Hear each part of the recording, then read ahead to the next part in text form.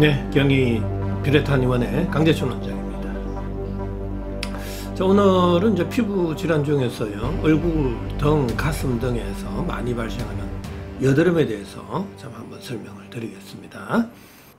이 여드름 또한 저 같은 경우는 세균과 바이러스적인 관점, 또 호르몬적인 관점, 영양학적인 관점에서 바라보지는 않습니다. 저는 세포열 에너지 대사적인 관점, 피레토 세라피적인 관점에서 설명을 드리고 있습니다. 오늘 이 시간은 여드름증의 그 궁금증에 대해서 하나 둘씩 풀어보는 시간을 갖도록 하겠습니다. 자, 그러면은 제가 이 한 9가지 정도로 이 Q&A를 설정을 해봤습니다. 하나 둘씩 차근차근 좀 설명을 드리도록 하겠습니다.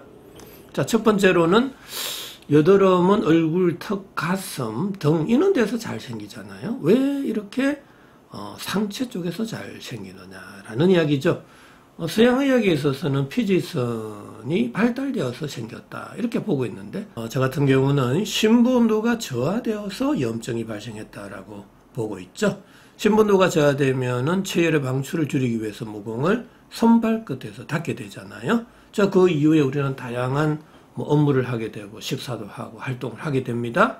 자, 몸 속에서는 열 에너지가 발생하고 그 열 에너지는 어디로 방출이 되죠?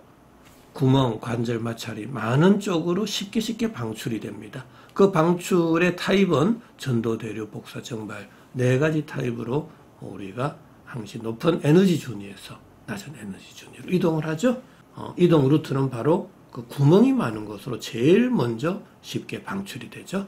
그래서 눈, 코, 귀, 입이 있는 상체, 얼굴, 등, 턱, 이는 가슴 쪽에서 피부 온도가 올라가게 되고 바로 그때 염증이 쉽게 발생하게 된다라는 이야기입니다. 우리가 뭐 안면 홍조다, 모낭염이다, 지루성 피부염이다, 주사 피부염 이런 것도 또 마찬가지입니다.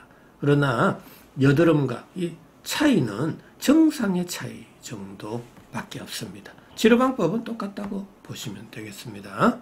자, 두 번째로는 왜 여드름의 구진 농포와 같이 윤기성의 증상이 발생하느냐라는 이야기죠.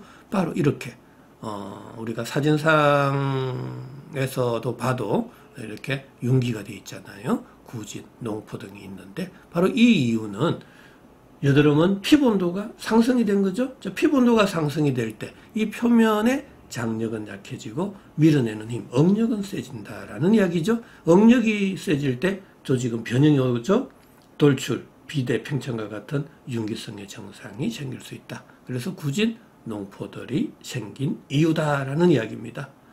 이해를 하면 쉽지만 이해가 되지 않을 때는 정말 어렵습니다. 서양의학에 있어서는 조직의 변형을 단백질의 변성이다, 유전자의 변이다, 돌연 변이다라고 보고 있죠. 그런데 왜 유전자의 변이가 생겼죠? 라고 하면은 대답을 못하는 거죠.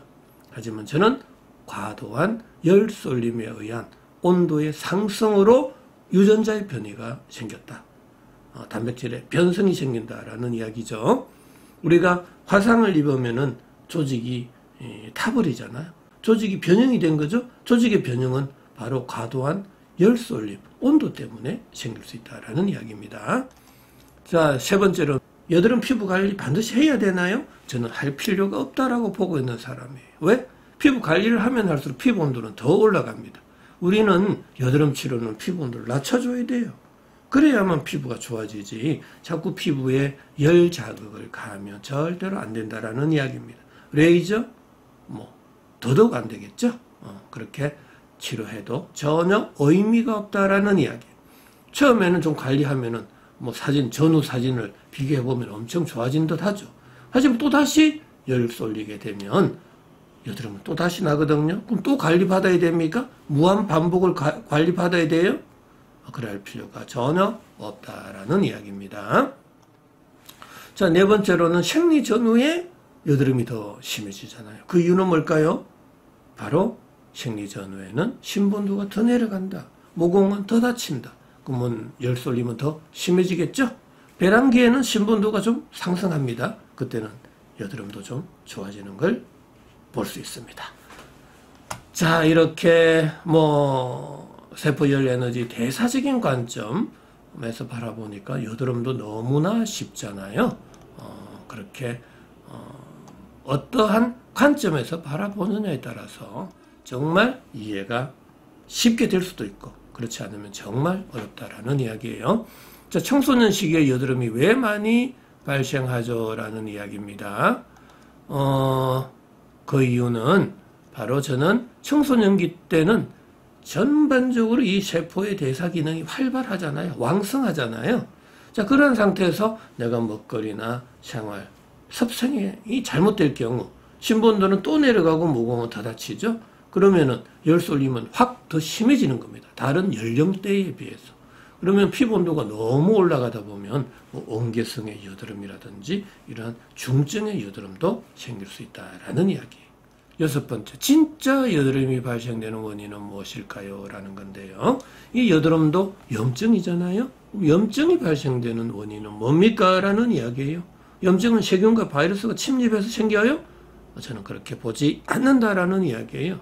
심부 온도가 내려가서 생기다라는 이야기인데 심부 온도가 내려가는 요인은 너무나 많습니다. 우리 온도, 압력, pH, 전기장, 자기장, 물리화학적인 자극, 환경 여건, 전해질, 수술, 약물, 또 음식물의 다양한 점도, 경도, 산도, 표면적, 그 다음에 나이가 들어가는 이 가령일 경우 우리가 다 오장육부의 기능이 다 떨어질 수 있죠. 자, 그럴 경우에 있어서는 심부 온도가 내려갈 수 있다라는 이야기입니다. 자, 그 다음에 여드름 치료의 원칙은 있나요? 반드시 있어야만 합니다. 대충 치료할 수가 없고요. 항시 저 같은 경우는 세포의 기능을 활성화시켜줘야 됩니다. 세포가 건강할 때 염증은 발생하지 않습니다. 그래서 낮아져 있는 이 몸속 온도는 끌어올리고 높아져 있는 피부 온도는 낮춰줘야 됩니다. 그리고 닫혀져 있는 모공은 열어서 열 에너지를 전신으로 골고루 분산 방출시킬 때만이 상체로의 열 쏠림 현상이 줄어들게 됩니다. 그럴 때만이 근본적인 치료가 가능하다라는 이야기죠. 자, 그 다음에 치료 방법은 있나요? 네, 있습니다.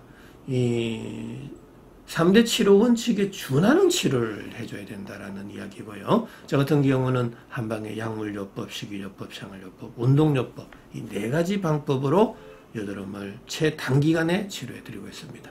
특히 한방의 이 약물요법 중에는 우리가 심부 온도를 올려주는 온중 산안지제, 또 피부 온도, 염증 치료를 해주는 청열 해독지제, 모공을 열어주는 발한 해표 지제를 쓰게 됩니다. 대표적인 약재로는 제가 개발한 피레토탕이나 피레토환이 있습니다. 자, 기타 식이, 생활, 운동요법. 자, 이러한 것들은 우리가 내원시 환자분들의 그 습관들을 다 이렇게 설문조사를 하게 됩니다. 그러면 그 개개인의 환자에 따라서 먹거리라든지 환경이 다 다를 수 있거든요. 그래서 심부 온도를 떨어뜨리는 요인들을 찾아서 그걸 조심해 가면서 치료가 들어가게 되면 여드름 치료 반드시 될 수 있다라는 저는 약속을 해 드릴 수 있습니다. 자, 마지막으로 여드름 치료 시 우리가 굉장히 주의해야 될 게 있습니다. 이 주의를 하시면서 치료를 해줘야 됩니다. 세포열 에너지 대사를 억제하는 그 어떤 물질도 우리가 복용해서는 안 됩니다. 한약이든 양약이든 마찬가지입니다. 자, 음식은 항시 새끼를 제때에 제 양만큼 꼭 드시고 너무 거칠고 딱딱하고 질긴 음식들은 좀 피해 주셔야 되고요. 달고 시고 점성이 높은 음식 또한 피해 주셔야 됩니다. 왜? 혈류 속도를 떨어뜨릴 수 있기 때문에 그래요. 자, 마지막으로 항산화제, 방부제, 보존제가 함유되어 있는 이 가공 음식 또한 굉장히 조심하셔야 됩니다. 자, 지금 여기까지 여드름에 대해서 또 궁금증, 또 치료 방법, 치료 원칙에 대해서도 좀 설명을 드렸습니다.